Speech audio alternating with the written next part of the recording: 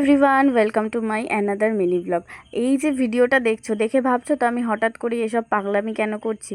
আরে বেশ কিছুদিন আগে খুব বৃষ্টি হচ্ছিল না, আর সেদিন আমি একটু বাইরে গেছিলাম। যখন আমি বেরিয়েছিলাম তখন বৃষ্টিটা পড়ছিল না, কিন্তু আমি ফেরার সময় গাড়ি নিয়ে ফিরছিলাম আর পুরো ভিজে স্নান হয়ে গেছি।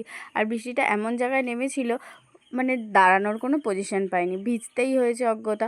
তো কি করব, বাড়ি এসে দেখলাম আমার এই আমার বাড়ির সব থেকে বড় সম্পত্তি এটা আমার, জানো কি তোমরা ভিডিওতে যাকে দেখছো, তো তার স্নান করার বৃষ্টিতে খুব শখ।